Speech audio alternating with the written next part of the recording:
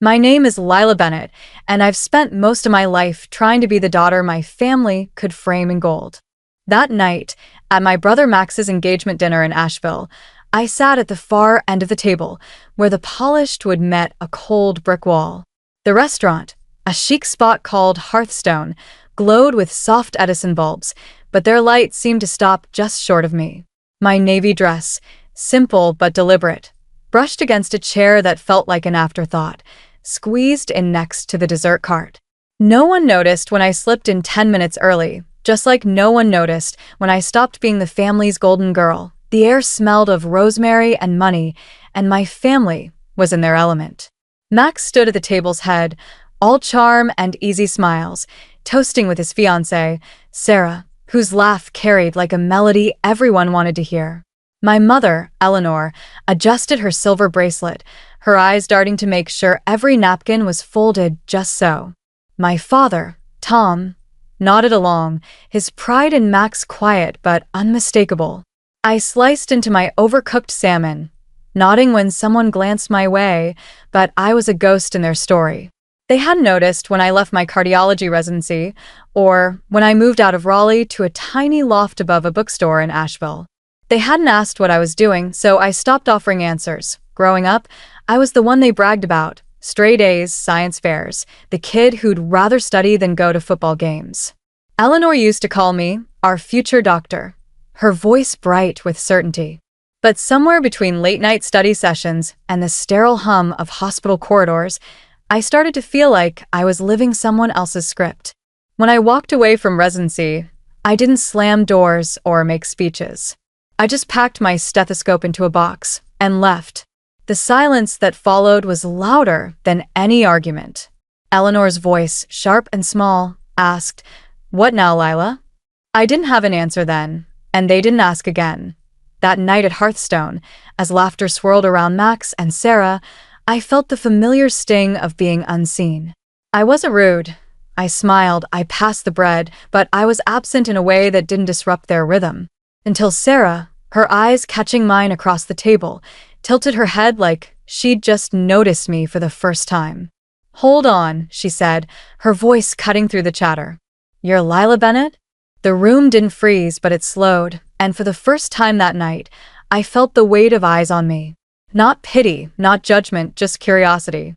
And in that moment, I knew something was about to change. I wasn't always the invisible one.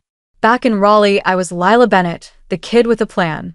Valedictorian, pre-med, the one who'd rather dissect a frog than dance at prom. My parents, Eleanor and Tom, saw me as their ticket to something bigger. A cardiologist in the family, proof they'd done it right. When I got into a top residency program, Tom clapped my shoulder, his version of "I'm proud." Eleanor called half the neighborhood, her voice practically sparkling. I was their story, and I played the part until it started to suffocate me. Residency was brutal, but not in the way people think.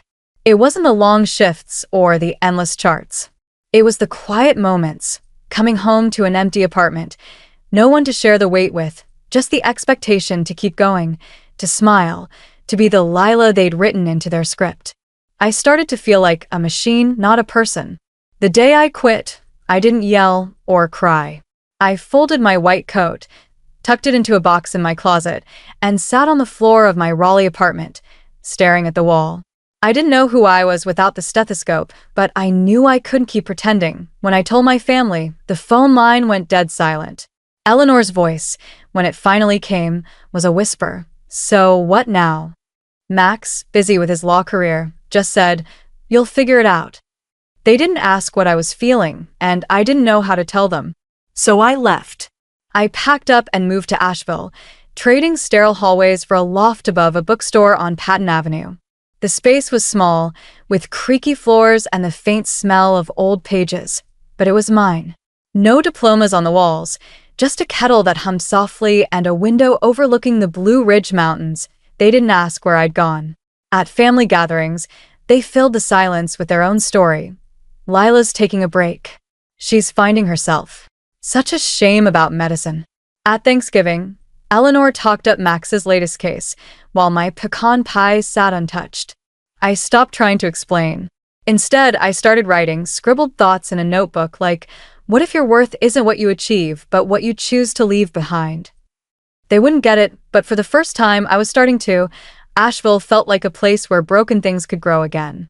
My loft above the bookstore was a cocoon, with morning light filtering through the mountains and the sound of buskers drifting up from the street. I didn't have a plan, just a need to feel useful. So I started volunteering at the West Asheville Community Center, running tech help sessions for seniors. Most of them were intimidated by their smartphones, holding them like they might break. I'd sit with them, patient, showing them how to send a text or open an email. One morning, I met Mrs. Ada Carter, a retired teacher with sharp eyes and hands that shook when she held her tablet.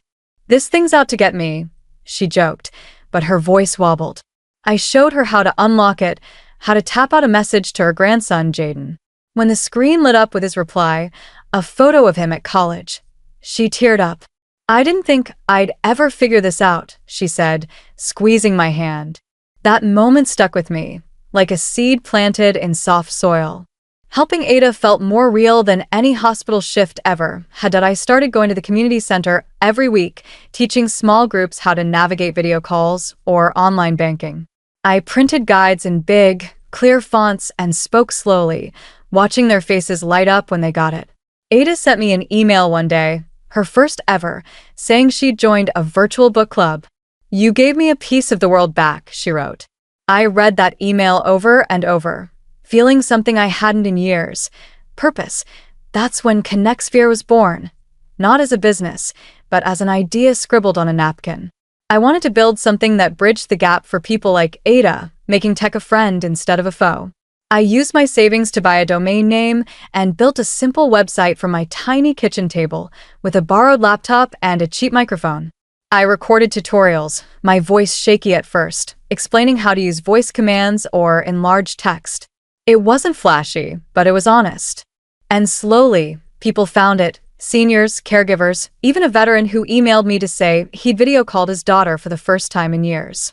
Their messages felt like lifelines, pulling me out of the silence I'd been living in.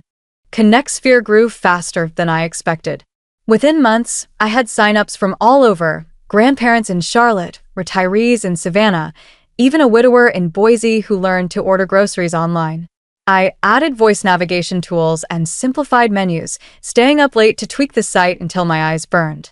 Every thank you email, every story of someone reconnecting with a loved one, felt like a brick in a foundation I hadn't known I was building. But my family? They didn't see it. To them, I was still Lila, the one who gave up. Eleanor called it my little hobby once, over a tense Sunday brunch, her smile tight like she was embarrassed for me. Max barely asked, too busy with his law firm's latest merger. I didn't correct them. I'd learned that fighting their labels, failure, dropout, only made the silence heavier. Instead, I kept building. I hired Jaden, Ada's grandson, as an intern. He was a freshman at UNC Asheville, full of ideas about user interfaces and accessibility. We'd meet at a coffee shop, sketching wireframes on napkins, his energy reminding me why I started this point. One evening, I got an email that stopped me cold. It was a video submission for ConnectSphere's Stories of Connection campaign, where users shared how the platform changed their lives. The video showed a young woman sitting next to an older lady on a plaid couch. "This is my grandmother, Ruth," the woman said, her voice warm. She was so lonely after Grandpa passed, but ConnectSphere helped her video call us every weekend. She even figured out how to order her own groceries. The older woman smiled, looking right at the camera. "Thank you, Lila. You made me feel like I matter again." I froze when I saw the sender's name, Sarah Jennings. Max's fiancée, my heart thudded. Sarah had no idea I was behind ConnectSphere. My family never talked about it, never asked, so she'd stumbled across it through her grandmother, Ruth, who'd passed away a few months ago. I watched the video again, the kettle hissing in my loft as I sat in the dark. Sarah's words, her gratitude, felt like a mirror held up to everything my family couldn't see. I saved the video to a small wooden flash drive Jaden had given me, a keepsake from one of our first users. I labeled it proof, not for them, but for me, a reminder that what I'd built was real, Even if they never asked, the engagement dinner was days away, and I wasn't sure I'd go. Eleanor called me one morning, her voice clipped, like she was checking an item off her list. "Hearthstone, 6 sharp," she said. "It's important for Max." I hesitated, my finger hovering over the phone. "I'm not sure it's my place," I said, testing the waters. A pause, too brief to hold warmth. "Why wouldn't it be?" she replied, then added, "Just don't talk too much about your tech thing. Sarah's family is accomplished." Her words landed like a paper cut, sharp and sneaky. I swallowed a laugh. "Got it," I said, letting the sarcasm slide past her. That night, I stood in front of my closet, staring at the safe choices: black slacks, gray sweaters, clothes that screamed, "I won't stand out." Then I pulled out a dress I hadn't touched in years. Emerald green, sleeveless, simple but bold. I laid it on my bed next to the wooden flash drive, not to prove anything, just to remind myself I wasn't the Lila they expected anymore. The next day, an email from Eleanor popped up. "Dress guidance. Something feminine, please. Nothing too loud." Attached were photos of women in pastel cardigans, smiling like they'd never questioned a thing. I didn't reply. I was done following her script. The day before the dinner, I met Jaden at a coffee shop near the community center. He was buzzing about a new feature for ConnectSphere, voice-activated reminders for seniors with memory issues. "This could be huge," he said, his eyes bright. As we packed up, a woman at the next table leaned over. "Sorry, are you Lila Bennett from ConnectSphere?" I blinked, caught off guard. "Yeah, that's me." She grinned. "My mom uses your platform. She sent me a video of her knitting group last week. I didn't even know she could do that." I smiled, a real one, the kind that warms you from the inside. "That's amazing," I said, and for a moment, I felt seen, not by my family, but by a stranger who'd found value in what I'd built. As I walked home, the Blue Ridge Mountains glowing in the dusk, I realized something. I wasn't invisible, just unseen by the people who mattered least. That night, I pressed the emerald dress and slipped the flash drive into my purse. Not to show off, but to carry a piece of my truth to that table, whether they noticed or not. Hearthstone was all warm wood and flickering candles, the kind of place where the menu listed the farm each vegetable came from. I arrived early, as always, my emerald dress catching the light as I followed the hostess to a private room. The table was long, set for 12, and my name card sat at the far end, next to a stack of extra napkins. Of course, I smoothed my dress, poured myself water, and waited, the hum of anticipation in the air feeling like it belonged to someone else's story. Max and Sarah arrived a little late, all glow and laughter, working the room with handshakes and hugs. Sarah gave me a quick, polite embrace, her eyes kind but distant, not yet connecting the dots. The dinner started with clinking glasses and small talk, Max's boss droning about billable hours, Sarah's dad waxing poetic about family legacies. I nodded when expected, my fork tracing patterns in my mashed potatoes, blending into the background like I'd trained myself to do. Then, as dessert arrived, some fancy thing with lavender and chocolate, Sarah turned to me, her brow furrowed like she was solving a puzzle. "Lila, what do you do exactly?" The question hung there, simple but heavy. The table's chatter softened, forks pausing midair. I took a slow sip of water, steadying myself. "I run a platform called ConnectSphere," I said, keeping it light. "It helps seniors learn tech, video calls, apps, stuff to stay connected." Her eyes lit up, a spark of recognition. "ConnectSphere? No way. You're the Lila Bennett." The air shifted, like someone had opened a window. Sarah leaned forward, her voice low but clear. "My grandmother, Ruth, used your platform. It changed her last months. She wasn't so alone." She turned to Max, almost accusing. "You didn't tell me your sister was behind it."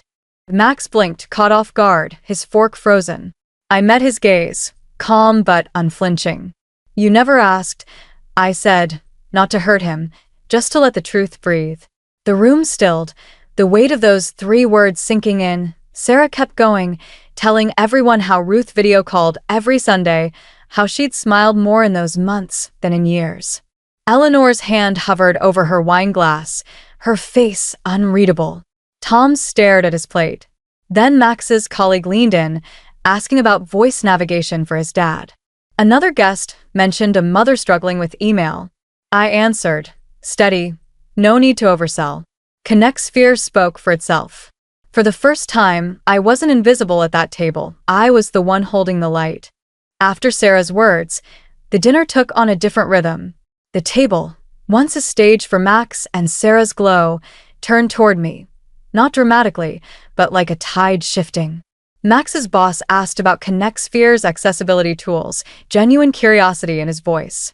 Sarah's aunt wondered if it could help her father with online banking. I answered each question with quiet clarity, not preaching, just sharing what I'd built. It wasn't about proving them wrong. It was about letting the truth stand on its own. Max caught my eye, his face a mix of surprise and something softer, maybe guilt. I had no idea, he said, low enough that only I heard.